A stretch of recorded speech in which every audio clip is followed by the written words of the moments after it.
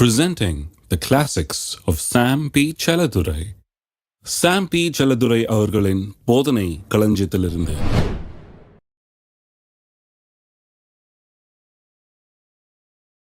Mark எழுதின சுவிசேஷம் 4ஆம் அதிகாரம் 26ஆம் வசனம் முதல். பின்பு அவர் அவர்களை நோக்கி, தேவனுடைய ராஜ்யமானது ஒரு மனுஷன் நிலத்தில் விதையை விதைத்து இரவில் தூங்கி பகலில் விழித்திருக்க அவனுக்கு தெரியாத விதமாய் விதை முளைத்து பயிராகிறதுக்கு ஒப்பாயிருக்கிறது. எப்படி என்றால், நிலமானது முன்பு முளையும் பின்பு கதிரையும் கதிரிலே நிறைந்த தானியத்தையும் பலனாக தானாக கொடுக்கும். பயிர் விளைந்து அறுப்பு காலம் வந்த உடனே அறுக்கிறதுக்கு ஆட்களை அனுப்புகிறான் என்றார். விதைக்கிறவனை குறித்த ஓமை எப்படி நிலம் 4 விதமாக இருக்குது, ஏன் சில நிலத்தில் விளைய மாட்டேங்குது, ஏன் நல்ல நிலத்தில் விளைஞ்சிது, அதெல்லாம் சொல்கிறது. ஏன் என்ற கேள்விக்கு பதில் இது எப்படி விளையுது, எப்படி உண்டாகுது, எப்படி ரிசல்ட் உண்டாகுது, வாழ்க்கையில் எப்படி முன்னேற்றம் உண்டாகுது, இதெல்லாம் சொல்கிற ஓமை இது. அப்போ பாருங்கள், ஒரு மனுஷன் விதைக்கிறான்னு சொன்னால் ஒரு எதிர்பார்ப்போடு விதைக்கிறான். விவசாயி பாருங்கள், நீங்கள் ஒரு நாளும் ஒரு விவசாயியை கூட எப்படி பார்க்க முடியாது. எப்படி அந்த விதைக்கிற விதை மேலே நம்பிக்கை இல்லாத விவசாயியை பார்க்கவே முடியாது. விவசாயிக்கும் விசுவாசிக்கும் எவ்வளோ சம்பந்தம் பாருங்கள், கிட்டத்தட்ட ஒரே மாதிரி தான் இருக்குது. விதையின் மேலே நம்பிக்கை இல்லாத ஆள் விவசாயியாக இருக்க முடியவே முடியாது. He must believe in the seed. அவனுக்கு விதை மேலே ஒரு நம்பிக்கை இருக்குது. அந்த விதை விளைச்சலை கொடுக்குன்ற நம்பிக்கை அவனுக்கு இருக்குது. அப்படி இல்லைன்னா அவன் விவசாயியாக இருந்து பிரயோஜனம் இல்லை, வேறு ஏதாவது தொழில் பார்க்க வேண்டியதான். இதெல்லாம் எனக்கு நம்பிக்கை இல்லைன்னு சொன்னால் வேறு ஏதாவது பார்க்க வேண்டியதான். ஆனால் அந்த நம்பிக்கை இல்லாதவன் எதுலேயுமே வர முடியாது. ஏன்னா எல்லாத்துக்குமே அடிப்படை இந்த விதைப்பு அறுப்பு தான் அடிப்படை. எல்லாத்துக்குமே விதைப்பு அறுப்பு தான் அடிப்படை. எதை எடுத்துங்க, நீங்கள் படிக்கிறீங்க, நிறைய வாலிபர்கள் இருக்கீங்க, படிக்கிறீங்க, ராத்திரியெல்லாம் கண் முழிச்சு படிக்கிறீங்களே, என்னது அது? விதைப்பு. அறுப்பீங்களா? கண்டிப்பாக அறுப்பீங்க. போய் படித்து ஒரு படிப்பை முடிப்பீங்க, அதுக்கப்புறம் ஒரு வேலை கிடைக்கும், சம்பளம் கிடைக்கும் இல்லையா, பொண்ணு கிடைக்கும், மாப்பிள்ளை கிடைக்கும், வாழ்க்கை கிடைக்கும், எதிர்காலம் கிடைக்கும். பாருங்கள், விதைச்ச விதைக்கு எங்கே வரும்போது பாருங்கள் ரிசல்ட்டு கண்டிப்பாக வந்துக்கிட்டே இருக்கும். அப்போ எல்லாமே விதைப்பார்ப்பு தான். எனக்கு விதைப்பார்ப்பில் நம்பிக்கை இல்லைன்னா அப்போ வாழ்க்கையிலே நம்பிக்கை இல்லைன்னு அர்த்தம். எல்லாம் இதன் அடிப்படையில் தான் இயங்குகிறது. எல்லாத்துக்குமே அடிப்படை இதுதான். அப்போ இந்த வசனத்தை விதைக்கிறதுல நமக்கு பெரிய நம்பிக்கை இருக்கணும். பாருங்கள், யூ மஸ்ட் எக்ஸ்பெக்ட் ரிசல்ட். சிலர் சொல்கிறாங்க, அதெல்லாம் ஒன்றும் எதிர்பார்க்கக்கூடாதுங்க, நான் கோயிலுக்கு வருவேன், கர்த்தருக்கு உண்மையாக இருக்கிறேன், நான் எந்த இதுவும் எதிர்பார்க்கல. நான் யாராவது விவசாயிட்டு சொன்னீங்கன்னா சிரிப்பாங்க. அவங்க எதையுமே எதிர்பார்க்கலன்னு. நான் எதையுமே எதிர்பார்க்கல, நான் பாட்டு கோயிலுக்கு அக்கடான்னு போகிறனாக்கும் அக்கடான்னு வரனாக்கும், மழை பெஞ்சாலும் சரி இல்லைனாலும் சரி, வெயில் அடித்தாலும் சரி, என்னவா இருந்தாலும் சரி, நான் கோயிலுக்கு போயிடுவேனாக்கும் வந்துடுவேனாக்கும். ஏன்னா நான் ரிலீஜியஸ் பர்சன், எனக்கு எதுவுமே வேணாம், நான் கடவுள்கிட்ட எதுவுமே கேட்கல, நான் எதுவுமே எதிர்பார்க்கல, அவர் எனக்கு எதுவுமே தர வேணாம். யாராவது ஒரு விவசாயி எப்படி பேசுவானா? நிலம் இருக்குதுங்க, எல்லாம் இருக்குது, நான் டெய்லி போய் அதில் உழுறேன், விதைக்கிறேன், ஆனால் எதையும் நான் எதிர்பார்க்கல. ஏன்னா நான் சும்மா உழுக வேண்டியது விதைக்க வேண்டியது எக்ஸசைஸுக்காக நான் பண்ணிட்டுருக்கிறேன். அப்போ அது கூட விதைப்பு தான். எக்ஸசைஸை விதைச்சா உடம்பு நல்லா, அது ஒரு அறுவடை தான். ஒன்றுமே எதிர்பாராமல் யாரும் செய்கிறது கிடையாது. பாருங்கள், எதிர்பார்ப்பு இருக்கணும். அப்போ நிறைய கிறிஸ்தவர்களுக்கு எல்லாத்துலேயும் எதிர்பார்ப்பு இருக்குது. மாதம் முழுக்க வேலை செய்கிறாங்க, 1ஆம் தேதி வேணும் சம்பளம் வரும்னு எதிர்பார்க்குறாங்க. யாராவது அப்படி போகிறீங்களா வேலைக்கு? நான் ஒன்றும் எதிர்பார்க்கலைங்க, நான் கரெக்டாக வேலைக்கு வர்றேன், நான் போகிறேன். இல்லை, எப்படா 1ஆம் தேதி வரும்னு காத்துன்னுக்கிறீங்க. அவன் ஒரு நாள் டிலே பண்ணான்னா கரிஞ்சு கொட்டுருக்கீங்க, இன்னும் தராமல் இருக்கான் சம்பளத்தைன்னு எதிர்பார்க்குறீங்கல்ல. வேலையால் கூலிக்கு பாத்திரனாக இருக்கலாம்னு சொல்லியிருக்குது. எதிர்பார்க்குறது கரெக்டு. வேலை செஞ்சீங்க, சம்பளம் வரும்னு எதிர்பார்க்குறீங்க, அது தப்பே கிடையாது. பாருங்கள், வேதம் அப்படியே சொல்லுது, அதுதான் நியாயம். அப்போ விதைச்சிங்கன்னா அறுக்கணுன்றது அது எதிர்பார்ப்பு இருக்கணும், ஒவ்வொருவருக்கும் அது இருக்கணும். அப்போ வசனத்தை விதைக்கிறவர்களுக்கு அது இருக்கணும். பாருங்கள், கிறிஸ்தவ வாழ்க்கை எப்படி வேலை செய்யுதுன்னு தெரியாத இருக்கிற கிறிஸ்தவர்களுக்கு தான் அந்த எதிர்பார்ப்பு கிடையாது. அவங்க என்ன நினைக்கிறாங்க, கோயிலுக்கு போகணும், நம்ம வரணும், அதன் மூலமாக எனக்கு என்ன நடந்தாலும் நடக்குது, அதை பற்றி நான் கவலைப்படுறது, நான் போகவும் வருவேன், அவ்வளோதான், அதுலேருந்து பலன் எதுவும் எதிர்பார்க்கல அப்படிங்கிற மாதிரி சொல்கிறாங்க. கிடையாது, எதிர்பார்க்க வேண்டும், பலன் உண்டாகும். அந்த பலன் எப்படி உண்டாகுதுன்னு சொல்கிறாரு. விதையை விதைத்து இரவில் தூங்கி பகலில் விழித்து அவனுக்கு தெரியாத விதமாய் முளைத்து பயிராகிறதுக்கு ஒப்பாக இருக்கிறது என்று சொல்கிறாரு. அப்போ பாருங்கள் எப்படி விளையுதான். விதைச்சிட்றான்னா, விதைச்சிட்டு போய் அவன் பாட்டுக்கு ராத்திரி தூங்குறான், காலையில் எந்திரிக்கிறான். என்ன அர்த்தம்? போய் வேலையை பார்க்குறான்னு அர்த்தம். போய் அடுத்து ஆக வேண்டியதை பார்க்குறான், போய் அவனுடைய வேலைகளை கவனிக்கிறான், எப்பவும் போல் போய்கிட்டே இருக்கிறான். விதைச்ச பிறகு அவனுக்கு தெரியுது இது கொஞ்சம் காலம் செல்லும். விதைச்சாச்சு, இப்போ நான் செய்ய வேண்டியதை செஞ்சுக்கிட்டே இருக்க வேண்டியது தான், போய்கிட்டே இருக்க வேண்டியது தான். இரவில் தூங்க வேண்டியது, பகலில் விழிக்க வேண்டியது, தண்ணியை பாய்ச்ச வேண்டியது, என்னென்ன பண்ணுமோ பண்ண வேண்டியது, அவ்வளோதான். ஒரு ரிசல்ட்டையும் நான் கண்ணால் பார்க்கலனாலும் உன்னை நம்புகிறேன், கண்டிப்பாக அது விளைச்சலை கொண்டு வரும் என்று நம்புகிறேன். ஆகவே தொடர்ந்து நான் போய்கிட்டே இருக்கிறேன். அதை பற்றி அவன் கவலைப்படுறதில்ல. விவசாயி விதைச்சிட்ட உடனே ராத்திரியெல்லாம் தூக்கம் முழிச்சிட்டு உட்காந்துட்டு இருக்கிறது இல்லை. நல்ல உதாரணம் என்னென்னா, இயேசு மார்க் 11ஆம் அதிகாரத்தில் அந்த மலையை பார்த்து பெயர்ந்து நீ சமுத்திரத்தில் தள்ளுண்டு போன்னு சொல்கிறார் பாருங்கள். அந்த உதாரணம். இயேசு அந்த பக்கம் போகிறார், பெத்தானியாலேருந்து எருசலேமுக்கு போகிறார் சீஷர்களோட, இல்லையா? போய்கிட்டு இருக்கும்போது 12ஆம் வசனம் சொல்லுகிறது, 11ஆம் அதிகாரத்தில் அவருக்கு பசி உண்டாயிற்று. உடனே என்ன பண்ணுறார்? பசி உண்டாயிட்டுன்னு நீங்கள் நினைக்கக்கூடாது, பழம் இல்லாதனால இந்த மரத்தை சபிச்சிட்டாருன்னு நினைக்கக்கூடாது. ஏன்னா அங்கே அடுத்த வசனம் சொல்லுது, வெறும் இலைகள் உள்ள ஒரு அத்தி மரத்தை பார்த்தாராம், பழம் இல்லை அதில். ஏன் பழம் இல்லைன்னு காரணமும் சொல்லுது. என்ன பழம் இல்லையா? அத்திப்பழ காலமாயிராதபடினால் அவர் அதில் வந்தபோது அதில் இலைகள் இல்லாமல் வேறொன்றையும் காணவில்லை. மரத்து மேலே எந்த மிஸ்டேக்கும் இல்லை, அது பாட்டுக்கு சீசனுக்காக காத்திருக்குது. சீசன் வந்தால் பழம் வரும், அதனுடைய மிஸ்டேக் இல்லை. ஆனால் இவர் டெமோ பண்ணுற பிரசங்கியார், இவர் டெமான்ஸ்ட்ரேட் பண்ணி பிரசங்கம் பண்ணுறவர் இவர். அப்போ போகிற போக்கில் அப்படியே விசுவாசத்தை பற்றி ஒரு லெசன் எடுத்துடலான்னு பார்க்குறாரு இவங்களுக்காக. பசிச்சு ஏதோ சாப்பிட போய் பார்க்குற மாதிரி பார்க்குறாரு, ஒன்றும் இல்லை அதில். உடனே அந்த மரத்தை பார்த்து சொல்கிறார் 14ஆம் வசனத்தில், உன்னிடத்தில் ஒரு காலம் ஒருவனும் கனி புசியாது இருக்க கடவன் அப்படின்றாரு. இனிமேல் பழமே வராது இந்த மரத்தில், போ இதோட முடிஞ்சது அப்படிங்கிற மாதிரி சபிக்கிற மாதிரி சொல்லிட்டாரு அந்த இதை. நீங்கள் சொல்லலாம், என்னையா நல்லா இருந்த மரத்தை சபிச்சிட்டாரு, இப்படி பண்ணலாமான்னு. இல்லை, ஒரு லெசன் எடுக்கிறாரு அவர், ஒரு பாடம் கற்பிக்கிறார். அதில் என்னன்னா 14ஆம் வசனத்தில் உன்னிடத்தில் ஒருவனும் கனி புசியாது இருக்க கடவன் என்றார். அதை அவருடைய சீஷர்கள் கேட்டார்கள்ன்றது, அதுதான் ரொம்ப முக்கியம். சீஷர்கள் கேட்கும்படியாக சொல்கிறாரு. சொன்னதை கேட்டியான்னு அப்படி சொல்கிறாரு. எல்லோரும் கேட்குதான்னு பார்த்து சொல்கிறார், நல்லா சத்தமாக சொல்கிறார். அவருக்குள்ளேயே சொல்லிக்கல, அவருக்குள்ளேயே சபிச்சிட்டு வரல, வாயை திறந்து நல்லா சொல்கிறாரு. ஏன்னா இவங்கெல்லாம் கேட்கணுன்னு. கேட்ட பிறகு அவங்க எருசலேமுக்கு உள்ளே போகிறாங்க. பெத்தானியாங்கிறது எருசலேமுக்கு வெளியே இருக்குது. அதுலேருந்து உள்ளே போகிற வழியில் தான் அது நடக்குது. உள்ளே போயிட்டு அங்கே பல காரியங்கள் நடக்குது. ஊழிய வேலையெல்லாம் முடிஞ்சு திருப்பி வெளியே வர்றாங்க. வெளியே வரும்போது அந்த வழியே தான் போயிட்டுருப்பாங்க. மரத்தில் எந்த ரிசல்ட்டும் காணும்.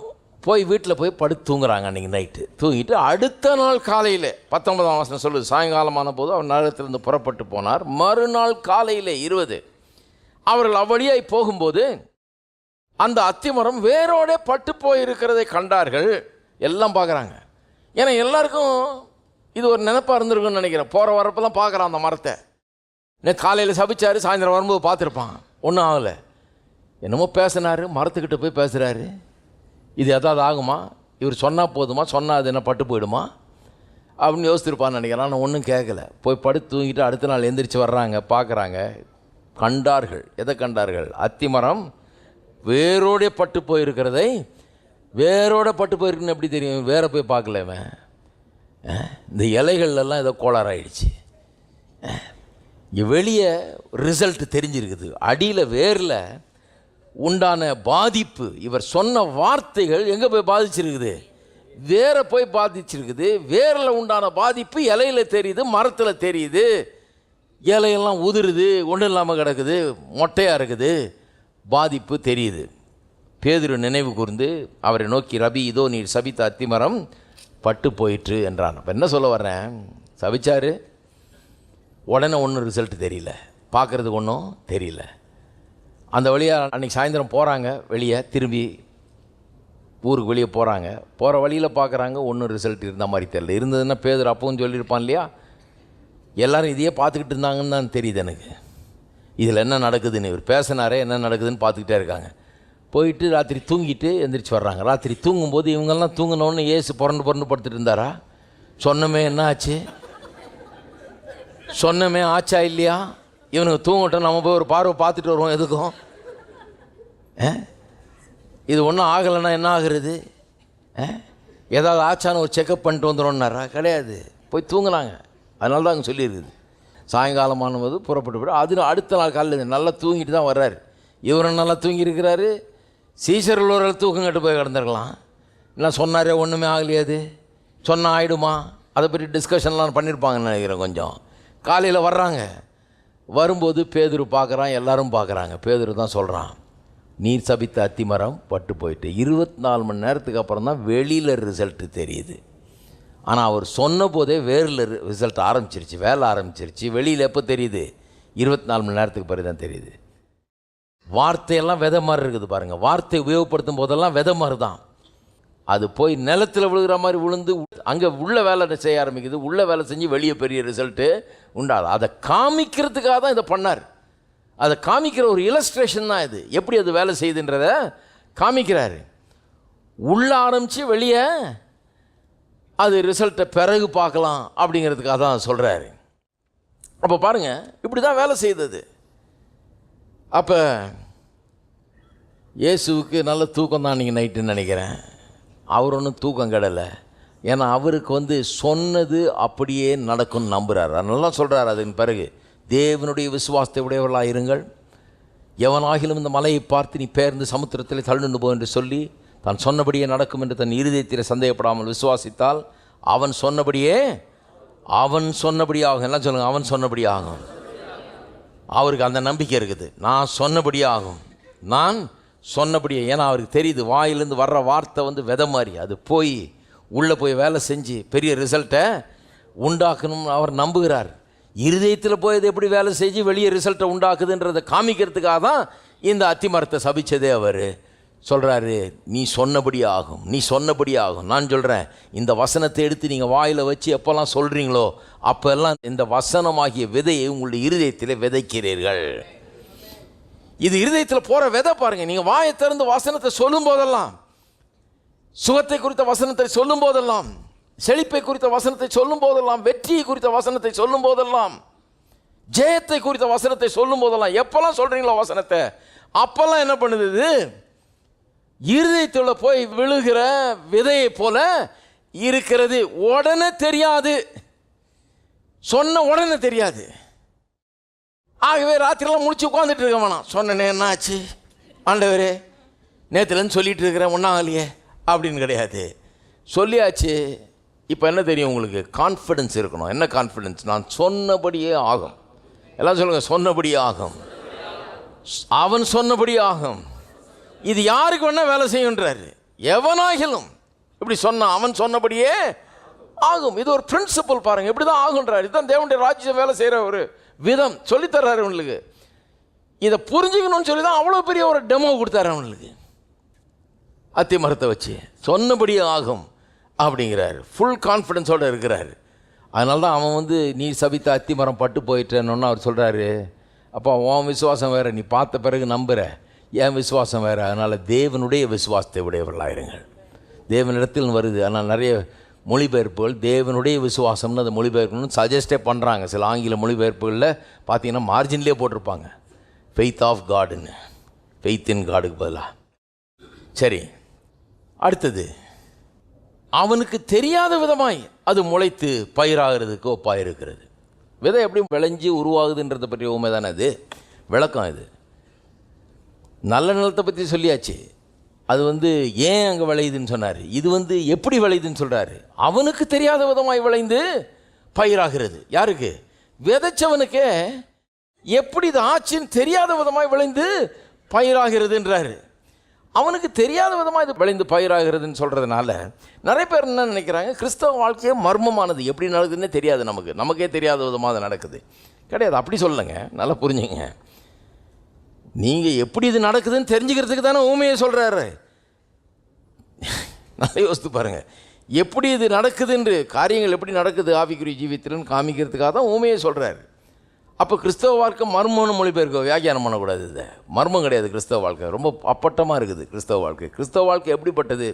ஒருவன் விதை விதைத்து இரவில் தூங்கி பகல் விழித்திருக்க அவனுக்கு தெரியாத விதமாய் அது விளைந்து பயிராகிறது போல, அப்படி தான் கிறிஸ்தவ வாழ்க்கை இருக்குது. எப்படி இருக்குது? இந்த வசனமாகிய விதையை எடுத்து இருதயத்தில் விதைத்து அவன் பாட்டுக்கு வேலையை பார்க்குறான், நாள் முழு கடந்து போகுது, இரவில் தூங்குறான், பகலில் விழிக்கிறான், போகிறான், வர்றான், வேலையை பார்க்குறான், அவனுக்கே தெரியாத விதமாக போன விதை உள்ள வேலை செய்து பயிராகிறது போல, இப்படி தான் கிறிஸ்தவ வாழ்க்கைன்னு சொல்லுது. அப்போ கிறிஸ்தவ வாழ்க்கை மர்மம்னு சொல்கிறதுக்காக எது சொல்லலை, கிறிஸ்தவ வாழ்க்கை எப்படி வேலை செய்யுதுன்னு சொல்கிறாரு. என்ன சொல்ல வர்றாரு? அவனுக்கே தெரியாத விதமாயினா என்ன? அவனுக்கே தெரியாத விதமாயினா பாருங்க, ஒரு காரியத்தை விசுவாசிக்கிறோம், வசனம் சொல்லுது, விசுவாசிக்கிறோம், அதை எதிர்பார்க்குறோம், சூழ்நிலையெல்லாம் பார்த்தா கூடாதுன்னு தெரியுது, முடியாதுன்னு தெரியுது, நம்பிக்கை இல்லாமல் இருக்குது சூழ்நிலை. இப்போ ஆபிரகாமை பற்றி சொல்லியிருக்குது, அவன் பிள்ளை இல்லாத இருந்தப்ப நம்பிக்கை இல்லாத இருந்தும் நம்புவதற்கு ஏதுவில்லாத இருந்தும் முழு நம்பிக்கையோட அவன் விசுவாசித்தான்னு இருக்குது. எல்லாம் பார்க்குறதுக்கெல்லாம் ஏதுவாக இருக்கிறதுனால விசுவாசத்தான் இல்லை. மனைவியை பார்த்தா பரிதாபமாக இருக்குது, ஏன்னா 90 வயசு ஆகிடுச்சு. அந்த அம்மா பார்க்க இவனுக்கு டவுட் அதிகமாகுது. ஏதுவில்லாத இருந்தோம், அதான் சொல்லியிருக்குது. மனைவியை மட்டும் இல்லை, இவனை கண்ணாடியில் பார்த்தாலும் இவனுக்கே பயமாக இருக்குது. வயசு 100 ஆக போகுது, நம்பி இருக்க ஏதுவில்லாத இருந்தோம். ஏதுவாக எதுவும் இல்லை, பார்க்குறதுக்கு இது நடக்கும் போல தெரியல, ஆனால் விசுவாசிக்கிறான். அவன் தன்னை ஜாதிகளுக்கு தகப்பன் என்று அழைத்து கொள்ளுகிறான். அப்படி பேரை கர்த்தர் தர்றாரு, இவன் விசுவாசத்தோடு சொல்கிறான். பேர் என்னப்பானா? ஆபிரகாம். ஜாதிகளுக்கு அநேக ஜாதிகளுக்கு தகப்பன், விசுவாசத்தோடு சொல்கிறான். பாருங்க, இல்லை கொஞ்சம் யோசித்து பேசுவோம், நம்ம வேற வாய் நிறைய இதை சொல்லிவிட்டு அப்புறம் மாட்டிக்க போகிறோன்னு சொல்லல. அவன் என்ன சொல்கிறான்? அநேக ஜாதிகளுக்கு நான் தகப்பன்னு பேர் அப்படியே சொல்கிறான். நல்லா கவனிக்கணும். அப்போ அவனுக்கே தெரியாத விதமாகங்கிறது என்னன்னு காமிக்க விரும்புகிறேன் நான். என்னன்னா, ஒரு காரியம் எப்படி நடக்கும், எப்படி முடியுன்றது ஒருவேளை நம்மளுக்கு தெரியாமல் இருக்கலாம். தேவனுடைய ராஜ்யம் எப்படி வேலை செய்யுதுன்னு தெரியலன்னு சொல்லக்கூடாது. நம்ம விசுவாசிக்கிற காரியம் எப்படி நடக்கும்ன்றது நமக்கு புரியாமல் இருக்கலாம், தெரியாமல் இருக்கலாம். ஒரு பண தேவையோ அல்லது சுக தேவையோ எதுவோ இருக்கலாம். இது எப்படி நடக்கும், இது முடியாது அப்படின்றது போல் தெரியலாம். ஆனால் கர்த்தர் அதை நடத்தி காண்பிக்கிறார். ஏன்னா நீங்கள் வழியே இல்லைன்னு நினைக்கும் போது கர்த்தர் 1000 வழியை வச்சிருக்கிறார். அதுதான் கர்த்தர். உங்களுக்கு எந்த வழியும் என் கண்ணுக்கு தெரியலன்னு, அப்போ கண்ணில் தான் கோளாறு, நம்ம கண்ணில் தான் கோளாறு. நம்ம கண்ணுக்கு அவ்வளோதான் தெரியுது, என்ன பண்ணுறது, நம்ம மனுஷர்கள். அவருடைய கண்ணுக்கு நிறைய தெரியுதுங்க. நீங்கள் பார்க்காதெல்லாம் அவர் பார்க்குறாரு. ஆகவே நீங்கள் பார்த்ததை வச்சு முடிவு பண்ணக்கூடாது, என் கண்ணுக்கு ஒன்றும் தெரியலன்னு. நீங்கள் தானே எல்லா அத்தாரிட்டியா? கிடையாது. அவருக்கு உங்களை விட நிறையா தெரியும். அப்போ அவனுக்கே தெரியாத விதமாயினா என்ன அர்த்தம்? ஒரு காரியம் எப்படி நடக்க முடியும், எப்படி காரியங்கள் மாற முடியும், எப்படி என் பிரச்சனை தீரும், எப்படி இதுலேருந்து நான் மேலே வருவேன்னு எனக்கே புரியல. ஆனால் அது நடக்குது. எப்படி நடக்குது? வசனம் விதைத்தால் எப்படி விளையுதோ அது போல் நடக்குது. உள்ளே என்ன நடக்குதுன்னு எனக்கு தெரியல. உள்ள அந்த விதையில் என்ன நடக்குதுன்றது இன்னைக்கு கூட விஞ்ஞானிகளுக்கு நிறைய பேருக்கு தெரியல. பாருங்கள் எப்படி நடக்குதுன்றத. அது ஒரு பெரிய இதாக இருக்குது. எப்படி தான் அது நடக்குது, எப்படி இது விளைவிக்குது, எப்படி இது நடக்குது, எப்படி இந்த விதையில் இருக்கிற எல்லா குணாதிசயங்களும் அத்தனையும் அந்த மரத்துக்கும் அந்த கனிகளுக்கும் போய் சேருதுன்றது பெரிய புதிராக இருக்குது. பாருங்கள், அவங்களுக்கே விளங்காத ஒரு காரியமாக இருக்குது. இதுக்கு பெரிய ரிசர்ச் எல்லாம் நடக்குது பாருங்கள். ஆனால் கர்த்தர் அதை செய்கிறார். விளைச்சலை கொடுக்கிறவர் தேவன், அதை முளைய பண்ணுகிறவர் தேவன். அப்போ இங்கே தான் கொஞ்சம் கவனமாக இருக்கணும். எப்படி ஒரு காரியம் நடக்குங்கிறத நமக்கு தெரியாமல் இருக்கலாம். ஆனால் வேதமே சொல்லுது, அவனுக்கே தெரியாத விதமாக அது விளைந்து பயிராகிறது. அதுதான் இங்கே சொல்ல வருது. காரியம் எப்படி நடக்கும் எனக்கு தெரியாது, எப்படியோ நடக்கும். ஆனால் இப்படி நடக்கும்னு தெரியும் எனக்கு. விதையை விதைச்சா இருதயத்தில் போய் அது உள்ளே போய் வேலை செஞ்சு நிலத்தில் விதைக்கப்பட்ட விதை எப்படி பயிராகுது, அது போலவே என் இருதயமாகிய நிலத்தில் விதைக்கப்பட்ட வசனமும் விளைச்சலை கொடுக்குன்றது எனக்கு புரியும். ஆனால் அது எப்படி நடக்கிறது நுணுக்கங்கள் எனக்கு புரியாது. ஆனால் அது கர்த்தருடைய வேலை, அது அவர் பார்த்துக்குவார். இங்கே தான் பிசாசு நுழைஞ்சிட்றான். அவன் என்ன சொல்கிறான்? எப்படி நடக்கும்? ஹலோ, எப்படி நடக்கும்? அவன் நேராக பேச மாட்டான். நேராக பேசினா நீங்கள் நல்ல விசுவாசிகளாச்சே விரட்டி அடிச்சிருவீங்க அவனை. இப்போ பிசாசுன்றீங்க. அவனை உள்ளே விடுவீங்களா நீங்கள்? நல்ல விசுவாசிங்க யாரும் உள்ளே விட மாட்டாங்க. அவன் எப்படி சொல்லுவான்? மனைவி மூலமாக சொல்லுவான், இல்லை புருஷன் மூலமாக சொல்லுவான், இல்லை ஒரு பிள்ளை மூலமாக சொல்லுவான், இல்லை பக்கத்து வீட்டுக்காரன் மூலமாக சொல்லுவான், மாமியார் மூலமாக மாமனார் மூலமாக சொல்லுவான். ஏதாவது ஒரு ஏஜென்ட் வச்சுருப்பான். அவன் அவங்கள யூஸ் பண்ணிக்குவான் நல்லா. நீ சொல்லு, இது எப்படி ஆகும், இது எப்படி நடக்கும், எப்படி நடக்கும்னு அப்படியே பாட்டே மாறிடுது. எப்படி நடக்கும்? இரு, நான் பாஸ்டரை ஃபோன் பண்ணி கேட்குறேன். என் மனைவி அதான் ஏன் கேட்டுகிட்டே இருக்கிறான் நேற்றுலேருந்து, இது எப்படி ஆகுன்றா. அதைத்தான் இங்கே சொல்லியிருக்குது, அவனுக்கே தெரியாத விதமாய். அப்புறம் எப்படி பாஸ்டருக்கு தெரியும்? ஹலோ, என்ன கேட்டிங்கன்னா இதுதான், இந்த வசனம் தான் சொல்லுவேன். எனக்கே தெரியாத விதமாய். எனக்கு ஒன்று தெரியும், இந்த வசனத்தை எடுத்து இருதயத்தில் வச்சு இதை தண்ணி பாய்ச்சி இதை கரெக்டாக வச்சுருந்தா கண்டிப்பாக விளைச்சல் உண்டாகும். இது உள்ள என்ன நடக்குது, எப்படி இந்த கட்டு முடிச்செல்லாம் அவுக்குறாரு அவர், எப்படி இதெல்லாம் பண்ணுறாரு, எப்படி இதெல்லாம் சாத்தியமாகுதுன்றது அறியிருப்பேன். அவ்வளோ பெரிய விஞ்ஞானி இல்லை நான், எனக்கு அவ்வளோ தெரியாது. ஆனால் ஒன்று தெரியும், விதைச்சாது விளையும். இங்கே ஒரு தென்னங்கன்று நட்டோன்னா கண்டிப்பாக இத்தனை வருஷத்தில் அது விளைஞ்சி காய்ச்சி நிற்கும்னு தெரியும் எனக்கு. அதுக்கு என்ன பேசிக்காக என்ன பண்ணுங்கிறது தெரியும், உள்ளே எப்படி அது நடக்குதுன்றது தெரியாது. அப்போ பிசாசு அங்கே தான் வர்றான் பாருங்க. பிசாசு வசனத்தை விதைத்தவுடன் பிசாசு வருகிறான், வசனத்தை எடுத்து போடுறான்னு சொல்கிறது இல்லையா. எப்படி வர்றான்? இப்படி தான் வர்றான். ஏன்னா அவனுக்கு தெரியும் தேவனுடைய ராஜ்யம் எப்படி வேலை செய்யுதுன்னு. தேவனுடைய ராஜ்யம் என்ன? உங்களுடைய குறைகளை போக்க வந்த ராஜ்யம். இது ஒரு நல்ல அரசாங்கம். இந்த அரசாங்கத்தில் குறையே கிடையாது. பசி பட்டினி தீரும், விமோச்சனம் உண்டாகும், சந்தோஷம் உண்டாகும், குடும்ப நல்வாழ்வு உண்டாகும், எல்லாம் உண்டாகும். இருக்கிறதுலே பெஸ்ட்டு நீங்கள் அனுபவிக்க முடியும் வாழ்க்கையில். அப்படிப்பட்ட ஒரு ராஜ்யம் இது. ஆனால் அந்த பிசாசு எப்படியாவது உங்களை உருப்படாமல் பண்ணுன்றதான் அவன் வேலை. நீங்கள் நல்லா இருக்கணும்னு கர்த்தர் ஆசைப்படுறாரு, அவர் விரும்புகிறாரு. நீங்கள் நல்லா இருக்கணும், வாழ்ந்து இருக்கணும். You must have the best of every திங்னு உங்கள் பரலோக தகப்பன் விரும்புகிறாரு. பிசாசு என்ன பண்ணுறான்? He wants the worst for your life. அவன் உங்களுடைய மகா பெரிய விரோதி பாருங்கள். எப்படியாவது உருப்படாமல் போகணும், எப்படியாவது அழிஞ்சு போகணும், எப்படியாவது ஒன்றும் இல்லாமல் போகணுன்னு அவன் காத்துக்கிட்டு இருக்கிறான். உங்களை வாழ வைக்கிறதுக்காக கர்த்தர் வசனத்தை அனுப்புகிறார். இது வாழ வைக்கிற வசனம். இது அழிவில்லாத ஜீவனுடைய வித்தாய் இருக்கிறது. இது அழியாத வித்து, அழியாத வித்து. வானம் பூமி அழிஞ்சாலும் இது அழியாது. அப்படிப்பட்ட ஒரு வித்தை வச்சுட்டு கடவுள் வேலை செய்கிறாரு. அழிக்கவே முடியாது எந்த மனுஷனும். அப்படிப்பட்ட ஒரு வித்து, வல்லமை உள்ள வித்து வசனம். அவ்வளோ பவர்ஃபுல் வசனத்தை வச்சுக்கிட்டு உங்களுடைய உள்ளத்தில் உங்களுக்கு வாழ்வு கொடுக்கறதுக்காக கர்த்தர் வேலை செஞ்சிட்டு இருக்காரு. அவன் என்ன பண்ணுறான்? நிறைய விசுவாசிகளுக்கு தெரியாது, அவனுக்கு தெரிஞ்சிருச்சு. விசுவாசிகளுக்கு புரியல இது மூலமாக தான் வேலை நடக்குதுன்னு, இது மூலமாக தான் ரிசல்ட் உண்டாகுதுன்றது விசுவாசிகளுக்கு புரியல. அதனால் அவன் என்ன பண்ணுறான்?